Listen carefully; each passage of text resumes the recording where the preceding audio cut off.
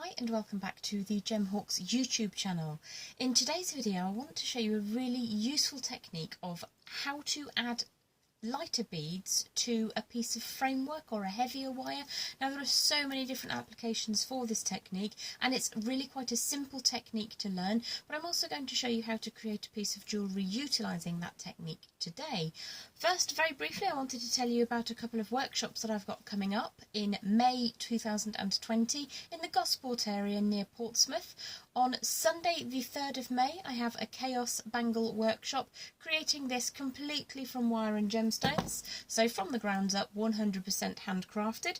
I've also on Saturday the 2nd of May got a Tree of Life workshop where we're going to learn the basics of Tree of Life design.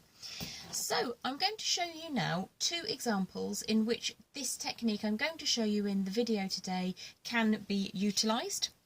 So here is one example. It's a pendant utilising beads that are coloured in the chakra colour, so it's quite on trend, quite interesting. It's lovely to have that swirly design, and I'll show you at another time how to make that swirl. You can of course always refer back to the perfect coil video on this channel. And another example that I've created for you today using the same beads but a pre-made frame.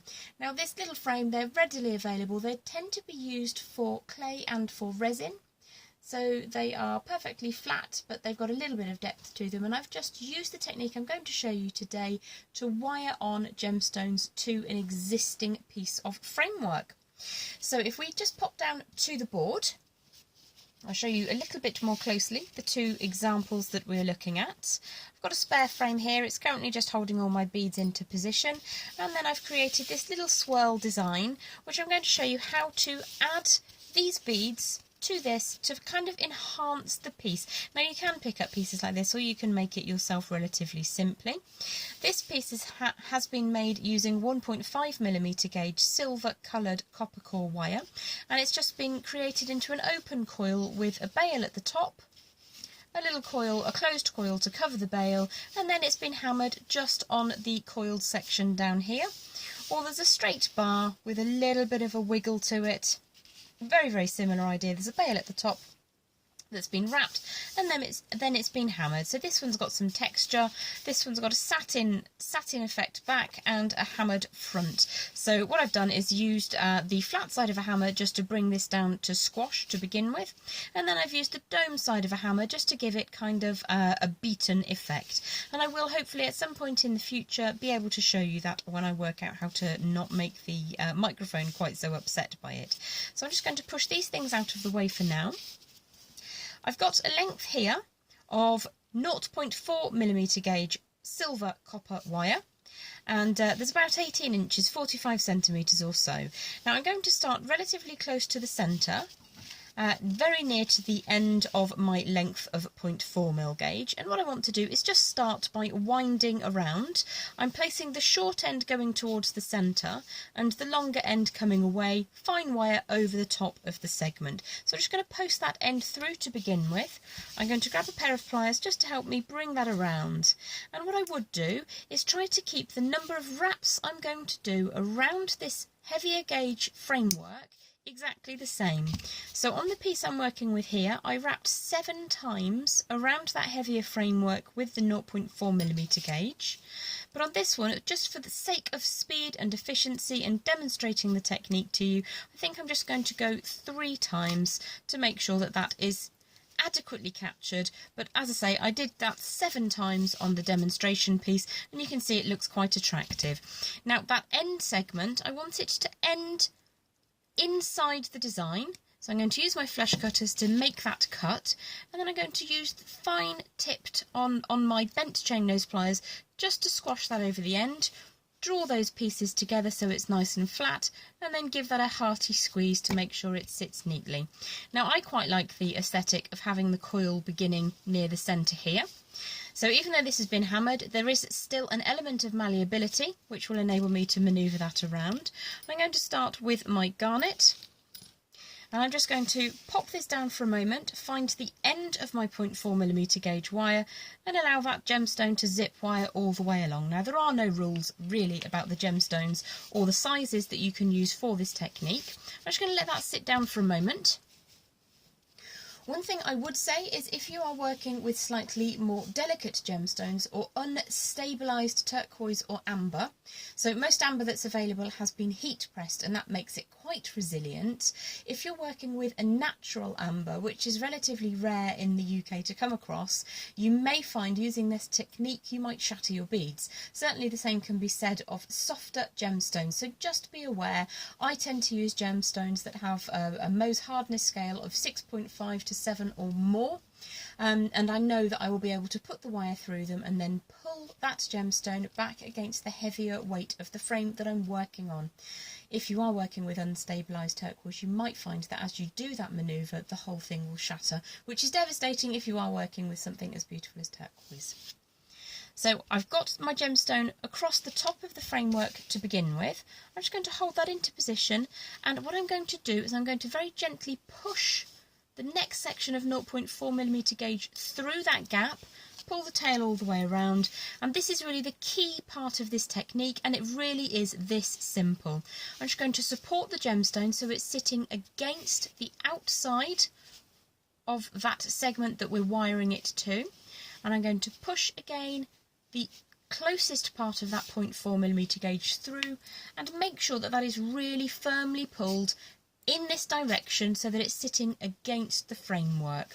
Obviously this is an internal, so we're working on this segment just here, and it will continue to move around in that kind of helical design. So I'm just going to support that garnet very firmly as I push again through with that length of 0.4mm gauge, and I'm now going to wrap 3 times around. So that's 1, push again, 2, push again, 3, and then aesthetically you have those 3 stripes coming through. Pull that up nice and tightly so that you get a barred effect with those wraps. You can give that a bit of a squeeze if you like, and then push that tail up through again. And then you would introduce your next gemstone, which in this case is an orange aventurine bead. So just find the hole and allow that to slide on down. Sits into position, and you may find that you need to open up your coil if there's not quite enough space for your bead to sit. There's a little bit of flexibility still available to me. So that fits quite nicely. So again, I'm just going to push that one through, pull the tail, and then I will do the exact same thing. So the power is going in this direction, so the bead is being pulled.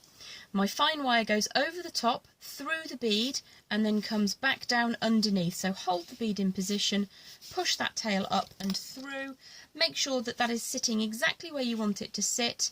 Make sure it's firmly within your control, and then push that tail through and all the way around. So again, I'll go 1, push the tail and pull the end through. Whoops-a-daisy. It will get a bit like that if you overwork it, so I'm going to take care to be a little bit gentle with the wire so that I don't have any shatterings, which does sometimes happen if you overstress your wire. So I'm going to push that through slightly more sideways, so we've got the 3 wraps. Pull that into position, make sure that I'm happy with how that's sitting. Make sure that wire on the back is flat before we give those coiled wires a squeeze. And then push that section up through the centre of the design and pull it to the end. So what I'm going to do now is continue with my design, and I will have this section edited cleverly so that I can just show you what to do with the very end segment of wire. Okay, so I'm just going to go, and I'll be right back with you in a second. Welcome back. So, through the magic of my husband's editing skills, I have added the remainder of those beads, and you can see we've got that little swirl going around, and I have 3 visible stripes plus the stripe of wire that's holding everything together.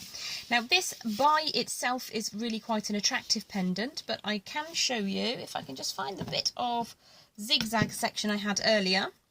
We can add a little bit more to it if you want to. Obviously this is completely optional. What you could do is cut off here and give that a squeeze, and that would be a perfectly lovely pendant in its own right. But I've got just a little bit of leftover zigzag that I can use. So what I'm going to do is take half of one of those zigs and just give that a bit of a squash. and then pop that out of the way for a second, pop this through the wire, make sure that's going in the right direction. It all goes a bit frunky for a moment and then it's ready. So again, exactly as if we were winding on gemstones, I'm just going to wind through the loop and then through the trough, and then I'm going to wind a little bit further around, and we can just add a little bit of zigzag to continue that pendant. It looks a little bit more like an energetic piece. Like I say, it does look really pretty if you finish it off just with that last bead, but you don't have to if you don't want to. So continuing around, what I tend to do when I'm adding a zigzag segment is I will do a wire wrap around the frame and then a wire wrap around the valley section. If you think of it as peaks and valleys, that's how I tend to talk about it when I'm teaching my workshops. So one around each, one around just the framework there, push the wire up through, and then take the next pass around both of them. And just continue until you have as much or as little of that as you want to do. What I'm going to do is just take this all the way around and just shape it as if I was going to finish off. And then when we get to the end, just put a little loop using that half circle. And I'll continue to get that all the way around, and what I'll do, go through the last section, finish off with 3 wraps, and then I'll cut the wire. I'll just lift this lapis for a second, cut the wire so that it sits inside, and then give that a squish down, and you'll end up with an energetic chakra pendant like so, or you could use one like this. This technique is also useful for enhancing a piece. I made this chakra tree of life design, but I felt that it wasn't quite finished, so I added some beautiful little garnets around the outside just for something different. There's lots of different ways that you can use that technique. And I think what I'll do next is I'll get some more chakra beads together and I'll make a long dingly pendant like this, and that'll just be something different. So obviously you don't have to use chakra beads, you can use any beads that you want. It doesn't work quite as well if you're working with chips or nuggets. It works incredibly well with wheels and rondelles, works really nicely with square cubey designs and anything that's quite angular, as well as round beads. Again, referring back to gemstones that are quite soft might not be quite so good. I'm going to sign off for now. I hope that you can join me again in the very near future for another tutorial and maybe on one of my workshops. So this is the 2nd of May and the 3rd of May. Both are available ticketed on my new Monday store. I will be back in a week and a day for my next Facebook Live. They're occurring now every other Monday at 8 PM, and I'll always try and give you a heads up over on Facebook. Lovely to see you again today. Do take care. I hope the sun is shining on your beautiful faces, and I'll see you very soon. Bye bye for now.